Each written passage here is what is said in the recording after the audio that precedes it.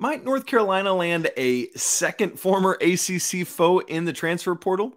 Notre Dame transfer Cormac Ryan could be the latest in the New York to Chapel Hill guard pipeline, just with a more roundabout way of getting there. You are Locked On Tar Heels, your daily podcast on the UNC Tar Heels, part of the Locked On Podcast Network, your team every day. Hey there, it's Tuesday, April 18th, 2023. Welcome into the Locked On Tar Heels podcast, the only daily North Carolina show out there. I am your host, Isaac Schade, and I want to thank you for joining us today, especially those of you everydayers who are coming in every day. Man, it's just fun to keep doing this all year round. I love it. I hope you love it, and I want to thank you for being part of it. Coming up on the show today, listen, the Harrison Ingram recruitment has now taken more twists and turns than a game of chutes and ladders. And Cormac Ryan ain't the only one. Another former Notre Damer who we talked about yesterday, Brady Dunlap, I've learned more about him. And I think you should too. But before we get to all that, let's start with Cormac Ryan on today's show. This is a transfer portal guy that's been out there. I haven't talked about him because I was just like, yeah, okay, whatever. But news came out on Monday that Cormac Ryan would indeed be taking a visit to Chapel Hill starting today, Tuesday. Ryan, for those of you who don't know or don't remember, is a 6'5", 195-pound guard. He would probably play out on the wing for Carolina where they don't have anybody. Last year had 12.3 points a game for Notre Dame, 4 rebounds, 2.5 assists, shot 40.9% from the field, 34.4% from three, and 82.7% from the free throw line. For his career, the numbers are in all those similar ranges: 10.1 points a game, 4.2 rebounds, 2.2 assists, 40% from the field, 35% from three, and an 80.5% free throw shooter. You'll add an 80% free throw shooter to your lineup any day. Can you imagine that plus RJ Davis? Yeah, you will absolutely take it. So for Cormac Ryan, here's honestly part of the reason I didn't spend too much time on him. Because not only is he in the transfer portal to leave Notre Dame, he's in the NBA draft right now. Now, it's one of those situations where he has absolutely maintained his eligibility. He can come back, all of that good stuff. But it's like, sometimes you talk about these guys because you're interested in them and you think they would be a good fit. Sometimes you talk about them because there's a connection with Carolina. With Ryan, I just hadn't, But I see it. He's got 1 year of eligibility left, started at Stanford. So more of the Jared Haas connection, which would be interesting if Harrison Ingram comes as well. They didn't play together at Stanford, but were coached both by Jared Haas. So started at Stanford for 1 year and then has been at Notre Dame since. Was a captain there, played a lot. Yes, let's acknowledge last year kind of kicked at Puff Johnson in the head. In my years of watching ACC basketball, I haven't seen other things like that from him. He is a tough, hard-nosed competitor, and I expect him to play hard, to compete hard, to really want to win badly. I haven't seen other things like that. Like I saw somewhere on social media on Monday night, someone calling him a Grayson Allen or, that kind of thing. And I understand, I get why you would default to that, but that's not him. So I'm not concerned about that, but again, a strong player who's going to go at you and get you. He has had, I know his scoring average was down around 12 this past year at Notre Dame, 10 for his career, but has had some big time scoring moments. Had 28 at Duke 1 year, 29 against Alabama in the NCAA tournament, not this year, but last year. And so has stepped up in big moments as a scoring guard, has made lots of threes. And I know the career number is at 35. Last year was at 34, but his junior year shot 40%. The from three. The thing that really drags down his 3-point percentage is that first year at Stanford was pretty low. I believe it was around 31%. But since then, he's been several percentage points higher. Some pros and cons of his game, and then I'll try to figure out how to think about this in terms of other like wings that Carolina is going after, or even power forwards. Some pros to his game. I've seen him post up smaller guards when they are on him, and I think that's something that Hubert Davis could utilize in some of the more pro-style offense that he runs. He is a great off-ball mover, and so if Carolina can get back to sharing the basketball as they usually do, as they didn't do well last year, or as well as they typically do, that could become a good weapon if he chooses to come to North Carolina. He's a pretty good positional rebounder as a 6'5" player. As a wing, I'd like to see him get up to 5 or 6, but averaged this past year, as I said, 4 rebounds a game for his career, 4.2. And so definitely can add something there in the rebounding game. As a con, you wonder, does he have at 6'5" the requisite height for playing wing for Hubert Davis? I mean, you think about Leaky Black, who's been there the last several years at 6'9", 6'8", 6'9", has grown into that. Like, what does Coach Davis want out of that position, and is 6'5" tall enough for it? I don't know. I'll have to figure that out. Another con is that he's not an elite level athlete. He's obviously good enough to play at the high major D1 level, but he is not going to out athlete you, if we can put it that way.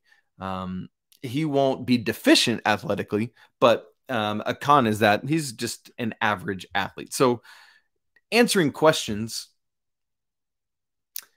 it's hard to know if you'd want him right now, this instant, because you're still waiting to hear on Harrison Ingram, who we're going to talk about more. As I said, that recruitment continues to be topsy-turvy. You're still waiting. Like, is there anything to the McKenzie and Bacot conversation? Now, I know he would come in and probably play the 4, and so not positionally the same guys, but you don't want to give out all your scholarships. And then Mbako's like, yeah, I would have come, but there was no space for me, right? Like, and I know there's still 4 to dole out right now, but you can't just give them out like candy either, because guys would come and want them. Frankly, for me, I would want either or both of those guys, Ingram or Bacot, before Cormac Ryan. Nothing against Cormac Ryan. I certainly would take him, and I think he would be a solid addition for this roster. But I would want Ingram or Bacot before him again. The problem with this waiting is that now, and again, as we'll talk about in a minute, Ingram's recruitment is going to draw out even longer than we thought. So the question for Hubert Davis and staff is, do you pursue Cormac Ryan as one of your wings? And if so, to what level? Those are the conversations they're going to be having as he's in Chapel Hill right now. The good news, if you do pursue him, and if you don't land another one of these wings, he is clearly an ACC level starter at the wing, and so could do that, just perhaps not the elite wing starter that you are looking for. But here's the other side of the coin. We talk about waiting longer on Ingram.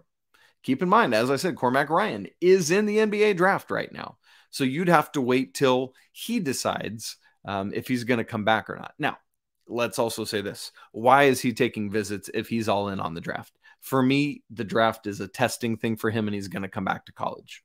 That's just me giving you my opinion on it. But I've been reading these tea leaves long enough to kind of get the moves, right? You know what I mean? And so I would say that that's what's going to happen. So we'll have to watch for it, hear what news comes out of this visit. So that's Cormac Ryan. As I said, the Harrison Ingram saga continues, and I'm going to fill you in more on how that's going and what is happening with it. But first, today's episode is brought to you by our friends at FanDuel. Grand slams, no-hitters, and double plays, they are back. There's no better place to get in on the MLB action than FanDuel, America's #1 sportsbook. That's because right now, new customers can step up to the plate with a no-sweat first bet up to $1,000. Just go to FanDuel.com/locked-on to sign up, place your first bet, and get up to $1,000 back if your bet doesn't win. So Go check out all the action happening right now. Who are you going to bet on Tuesday night's action? Don't miss that chance to get a no-sweat first bet up to $1,000 when you join FanDuel today. Just go to FanDuel.com/locked-on to sign up. Make every moment more with FanDuel, an official partner of Major League Baseball.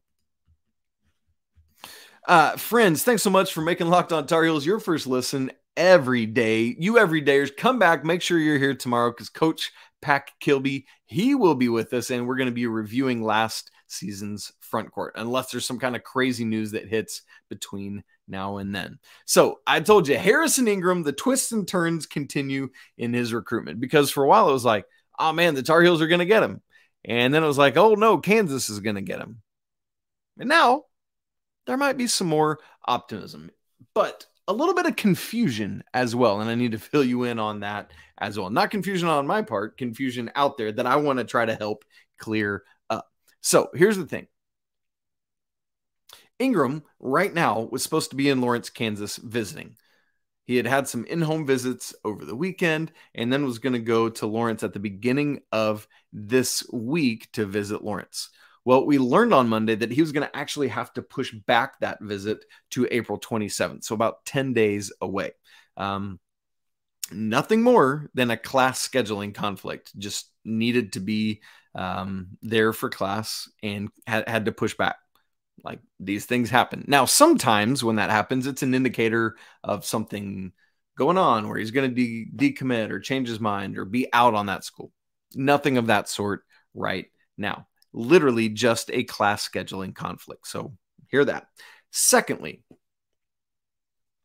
there is a whole thing that Kansas had a commit in the class of 2024, and his name is Marcus Adams. So here's the thing. All along, he's been talking about potentially reclassifying from 2024 to 2023. Had already been committed to Kansas, had already been talking about reclassifying, and in fact decided to reclassify about a month ago. The news came out on Monday that he had now officially signed with Kansas, right? It's one thing to verbally commit. It's another thing to put your name to paper. That's what happened on Monday. That is what was released. Now, some people, as they talked about that, whether intentionally or unintentionally, I'll leave that for you to determine. It sounded as though they were saying, today, he decided to reclassify. And because he is also a small forward, that has made Harrison Ingram push back his visit to Kansas. And those two things are cause and effect. That is not true at all. Completely coincidental happenstance that those two things occurred on the same day. It has been the plan for a while now for to sign for Adams, for Marcus Adams to sign on Monday with Kansas. And then just so happened that on the same day, Harrison Ingram had to push back his visit to Lawrence. So again, hear me. These two things are not cause and effect. It is two coincidental things from a player from the same position, just so happened to be. It doesn't say that Kansas is out on Harrison Ingram. That doesn't mean that in any way. And in fact, they need wings just as badly as Carolina does. And so they would not be in any sort of bad shape to land. They already have landed Adams, and they would not be in any sort of bad shape to land Ingram as well. They could use the services of both of them, just like the Tar Heels, frankly, could. So just hear me say right now that those two things in this case are mutually exclusive, the happenings. So let's get back to the North Carolina side of it. I just wanted to clear up that Kansas side of things. At the same time, Carolina had one of those in-home visits over the weekend on Sunday, and apparently things went really well. And Ingram, heard a lot of the things he wanted to hear, learned about what Hubert Davis would want him to come in and do, and how he would impact the team. So might that lead to an official visit to Chapel Hill? We know that Ingram has been there before, but would he want to come be part of an official? There have been some rumblings and mumblings about that, and we know that with the pushback of the Kansas visit, that's going to extend his recruitment no matter what. So David Sisk, Coach David Sisk, who is involved with Tar Heels Illustrated, he also works with Kentucky's rival site as well, so he is not exclusive to Tar Heel Illustrated, but does a great job for those guys over there. Actually talked with Harrison Ingram on Monday. So let me update you with some of the stuff that he reported. Again, this is not original reporting for me, but I want to tell you what he said so that I can kind of share my thoughts on it all. So David says talked with Ingram, confirmed that Sunday's visit went well, and that he is indeed moving back that Kansas visit. So it was rumored, it's been confirmed that all of that I've just told you is a real thing. Not only did he have an in-home visit with Carolina on Sunday, but also Texas A&M and Xavier. So those are real things. So when you talk about why is this Dallas kid looking like somebody I feel like I saw in a comment over the weekend was like, why on earth would he come to the East Coast if he's a Dallas kid? He's transferring from Stanford. He's been out on the West Coast his whole college career so far. Why would he go to Xavier? That's Cincinnati. Well, he's been on the West Coast. Like, this kid doesn't mind going somewhere. But again, him moving things back, the Carolina side of things has nothing to do with the reclass with Marcus Adams. That's just happenstantial, circumstantial things. One of the biggest things that I learned from what he said, that is Ingram, to David Sisk, is this. That he is keeping his recruitment tight-lipped, close to the vest, he and his family. So two things about that. Number one, it does happen, right? I think we think that every player leaks, every program leaks. Not true. And I think there's a lot of health in that of like, you don't need to know every bit of my affair. If you want to tell me, I'd love to hear it because then I can share it. But if you want to keep your decision-making close so that you don't have everyone screaming in your, that's your prerogative, buddy. It's your prerogative, family. Do it. Knock yourself out. So just keep that in mind. They're going to stay tight-lipped about this thing. He talked about, Ingram did what Coach Davis's pitch to him was. He said that he would come in and be an impact player right away, that he would help Carolina win at the highest level. And perhaps most importantly of that is that the goal specifically would be for him to come in and play small forward, play the wing, the 3 position. And so this is not looking, not saying that he wouldn't play any small ball 4, but his main position would be essentially replacing Leaky. So just keep in mind that that's what we're looking at. And that makes a ton of sense because again, Carolina has none of those players on the roster right now. So that's the thing. What about time frame? When are we going to know when are we going to know what Ingram wants to do? Well, obviously we won't know until after the Kansas visit on the 27th.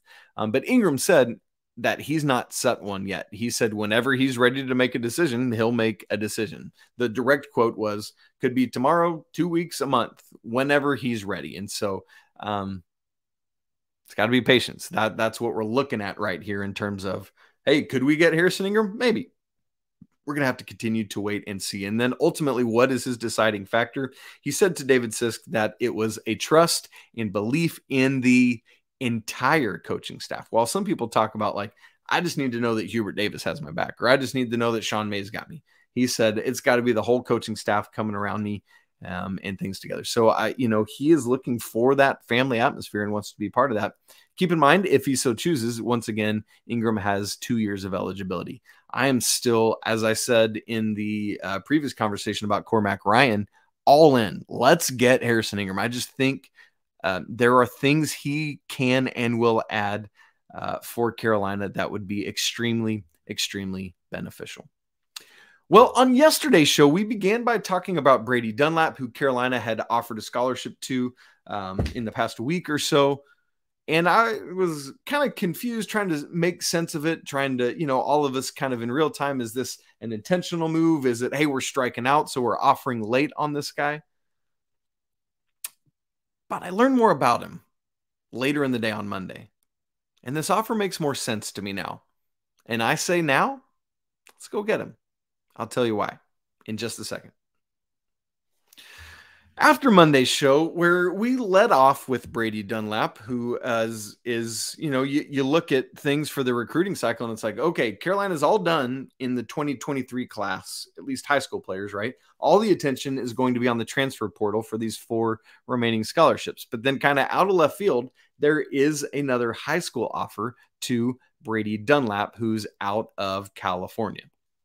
Well, after yesterday's show where we talked about it, got some comments like, hey, you might or might not be aware, he's actually a kid that spent some time growing up in North Carolina, actually has kind of this homemade by a buddy or something kind of video about him, kind of a documentary-ish type thing, with part 1 out right now with more to come, and encouraged me to go watch it. So I did, because I always want to learn more. I want to learn.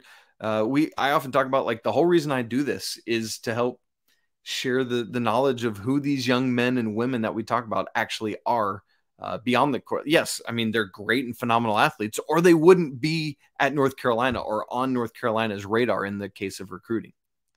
But we want to get to know them. Who are they? What are they all about? Because those are the things that ultimately matter in life, not a ball or a football or a hoop. I mean, we care about those things and we love them. Absolutely. Or we wouldn't be here having these conversations right now. But man, it's about the humanity of it. And so this video, it's about 27 minutes long. I watched it in 1.5 speed, fast forwarded through some of it because I just wanted to learn about him. There's some gameplay on it and other stuff like that.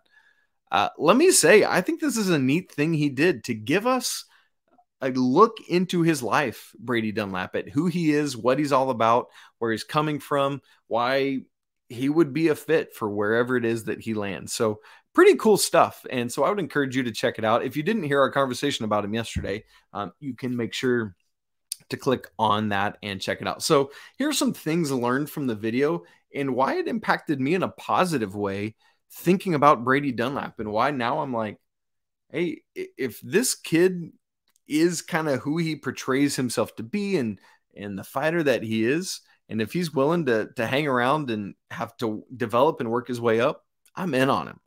So here's what we learned.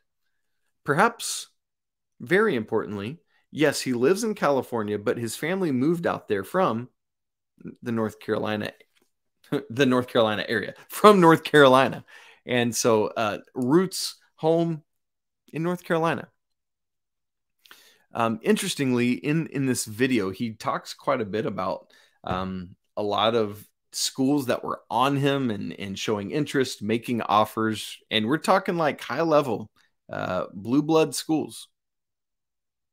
Like it wasn't, and like I know he was committed to Notre Dame, and that's how we even have a shot at him is because, as we talked about yesterday, Mike Bray steps away from Notre Dame, and Dunlap backs out, says, hey, I'd like out of my letter, my NLI, got to be careful not to say NIL with that, my national letter of intent, because basically I was here and I was all about Notre Dame, but I was here for Mike Bray. And if he's not here, then I'm not here. So that's why it's all reopened. But as he's going through high school, I mean, he talked about Kansas and UCLA and all these schools that are showing interest in him. And then through some of the summer opportunities where he's able to really showcase himself, had a major ankle injury that kept him out, had tested positive for COVID one time that kept him out at Peach Jam. And so you could really feel the heaviness of the weight of what injury does to these young men. I've watched some documentaries before about AAU athletes, specifically basketball young men, and how much pressure there is to stay on the court in these summer tournaments, even injured, even if they're not going to be at their best, just to show themselves to college coaches. Man, it's kind of brutal in some ways. But in this video, Dunlap talks about testing positive for COVID before this big Peach Jam game and having to watch from his hotel room on a phone as his buddies played these high-profile, high-level games with Kentucky coaches watching on, with Duke coaches watching on, with North Carolina coaches watching on. And he said, and quote, as he's talking about this, is, I was born in North Carolina. North Carolina was a dream for me. Just to even have that opportunity would have been great. Because at the time of filming this, he doesn't know that North Carolina is going to be a thing on the table. But he's all in on the North Carolina side of things.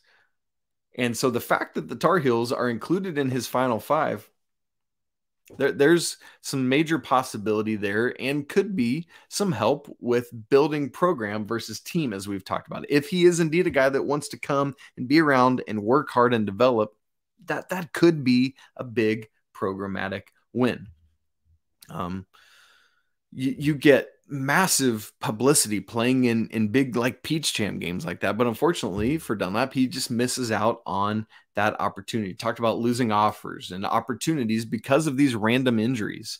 There's this high level thing that goes on in California where he's been out playing and still went out and played, even though he had a high ankle sprain and didn't show his best. And so calls stopped coming or stopped being returned and things like that. But as you watch this video of Dunlap, as you get a sense of who he is, this young man is a fighter. He works his butt off.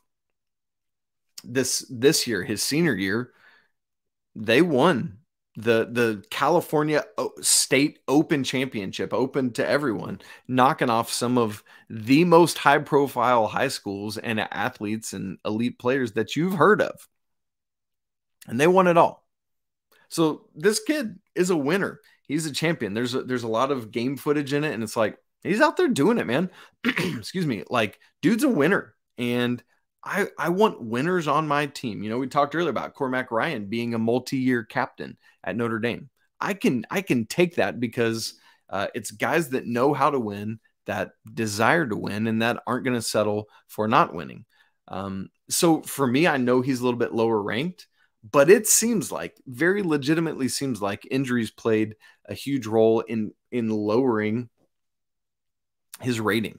You think about Jalen Washington, without injuries, would have been ranked so much higher than he was. And so is there a world in which for Carolina, this could be a massive steal because some of his lower ranking is injury related, right? You'd have to wait and see on that. But that's why the coaches are the evaluators and you and I are not. They get to make those determinations. Is this a guy that fits what we're trying to do at North Carolina? If so, I don't care where he's ranked. If he can do what we need him to do, he's a player that we can use. And so let's get him. Keeping in mind that even in this era where some guys might leave, you're not going to play all 13 guys. So you don't want 13 like elite level scholarship players. Maybe Dunlap is that. Maybe he's not. That remains to be seen. But if he comes to North Carolina, you know, that's an opportunity where you've got a guy that you can, hopefully he can contribute, but at the very least could be there for a couple years and grow. So as for Dunlap, you know, I talked about with Harrison Ingram, talking about the whole coaching staff being a factor. For Dunlap, he says, to me, it's all about the head coach is a massive part of his decision-making process. And so what is his connection with Hubert Davis? Does he believe that Hubert Davis will be able to use him to the best of his strengths? If so, we might see him in Chapel Hill next year. We're going to have to wait and see. So obviously much more to come on Brady Dunlap. He's got to take all these official visits, and then we will learn more. Friends, this landscape, man, it's changing every day. It's changing minute to minute, hour to hour. I'm going to keep updating you because I know you are interested in what's going on. You can follow the show on Twitter at Locked On Heels. Follow me at Isaac Schade. Shoot the show an email, lockedontarheels@gmail.com. Would love to have more in-depth conversation with you there. Do not forget to subscribe, smash the like button, and leave your comments on any of these guys. What do you think about Cormac Ryan and the Harrison Ingram saga? All of that. I want to know. Let me know. But for now, I want to remind you that it's always a great day to be a Tar Heel.